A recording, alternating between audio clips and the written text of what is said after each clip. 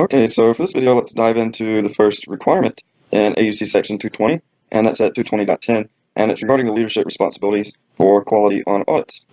And it says that the engagement partner should take responsibility for the overall quality on each audit engagement to which that partner is assigned.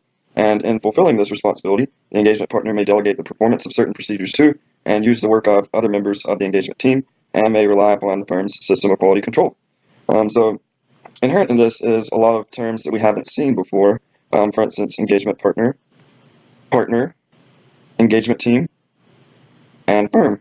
So let's go up to the definitions section and see if we can understand what each of these terms mean, because they're very specific. Okay, so now we're in the definitions. Let's understand first what is the engagement partner. And so that's the partner or other person in the firm who is responsible for the audit engagement and its performance and for the auditor's report that is issued on behalf of the firm and who, when required, has the appropriate authority from a professional, legal, or regulatory body. So basically everything around the performance of the audit and even the reporting of the audit is on this engagement partner's shoulders. Okay, so let's see exactly what do partner and firm mean. Okay, and so we see partner is any individual with authority to bind the firm with respect to the performance of a professional services engagement. For purposes of this definition, partner may include any employee with this authority who has not assumed the risk and benefits of ownership. So firms may use different titles to refer to individuals with this authority. So in this sense, partner doesn't necessarily mean someone that owns the firm, but rather partner is someone who has the authority to bind the firm with respect to performance of an engagement. So someone who owns the firm could give an employee status of partner in the sense, even though they may not be a legal partner of the firm. And so then what exactly is a firm? Okay, so here we see that a firm is a form of organization permitted by law or regulations whose characteristics conform to resolutions of the Council of the AICPA and that is engaged in public practice. So this means basically it's a formal organization that follows the AICPA and that practices auditing. So in that sense, this narrows the definition of firm to exclude, for instance, attorneys or other things that we commonly think as firms, to narrow in the definition to those engaged in public practice and that follow the AICPA. Okay, so now that we understand what a partner is and what a firm is, let's go back and address engagement partner.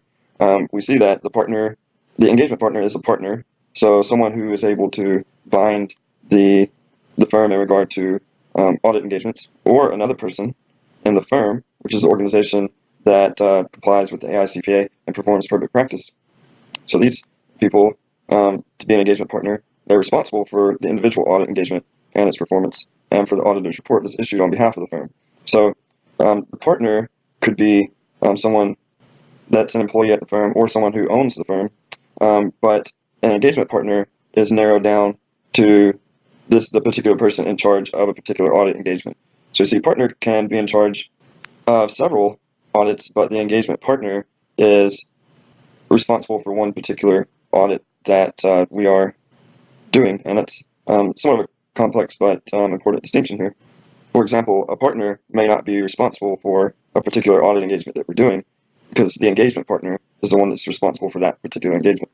And okay, in the requirement they mentioned engagement team, so let's understand what engagement team is, and that is all partners and staff performing the engagement and any individual engaged by the firm or network firm who perform audit procedures on the particular engagement. And this excludes an auditor's external specialist engaged by the firm or network firm, and it also excludes internal auditors at the company that we're auditing.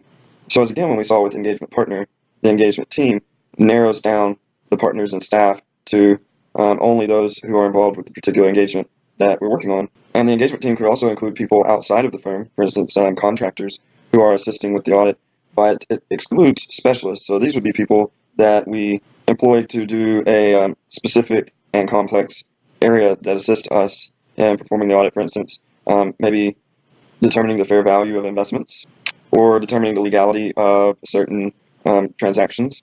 So these guys are outside of the engagement team.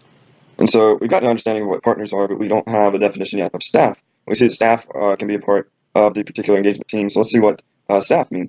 Okay, so here we have the definition of staff. They are professionals other than partners, including any specialists that the firm employees.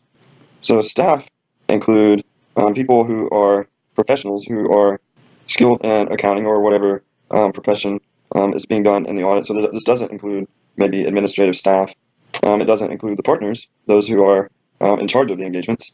But it does include specialists that the firm employs, so maybe the valuation experts, that may help with maybe the goodwill impairment analysis, but those aren't part of the engagement team, as we saw in the definition before.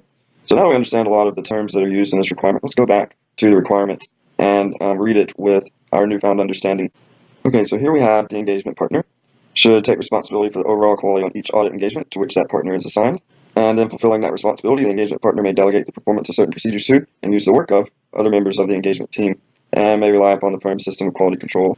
So here we have that we're starting an audit of a client. So the engagement team will be composed of a partner and several staff who are the professionals on the engagement team, from maybe an associate all the way up to managers. And so this is saying that the partner is in charge of that engagement and takes responsibility for all of it. But the staff may be the ones that do all or most of the work. And so this gives the right to the engagement partner to delegate that work to these staff members. But the engagement partner has to keep in mind that he's responsible for the overall quality on the engagement, so he needs to supervise those staff appropriately. And in doing so, he may rely upon the firm's system of quality control.